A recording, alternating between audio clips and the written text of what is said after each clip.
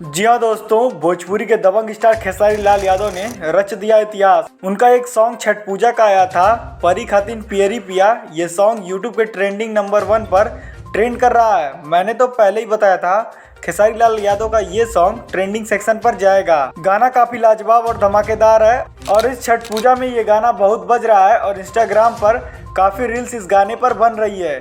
और मैं आपको बता दूं, इस गाने में आपको खेसारी लाल यादव के साथ शिल्पी राज की आवाज सुनने को मिलेगी। वहीं नीलम गिरी इस गाने के वीडियो सॉन्ग में है। फिलहाल तो परी खातिन पियरी पिया जो सॉन्ग है खेसारी लाल यादव का, ये यूट्यूब के ट्रेंडिंग नंबर 1 पर चल रहा है और करीब 33 लाख व्यूज इकट्ठा कर चुका है और करीब 1.5 लाख से ज्यादा इस गाने पर लाइक हैं। और मैं आपको बता दूं, इस साल पावर स्टार पवन सिंह का मात्र एक सॉन्ग छठ पूजा का आया था, घटिया स्वर्ग लागेला, जो कि यूट्यूब पर ट्रेंडिंग नंबर 3 पर ट्रेंड कर रहा है। वहीं मैं आपको बता दूं, पावर स्टार पवन सिंह का गाना भी काफ़ी लाजवाब है, लेकिन खेसारी लाल यादव ने सारे रिकॉर्ड तोड़ दिए हैं और ट्रेंडिंग नंबर 1 पर जाकर पहुंच गए हैं।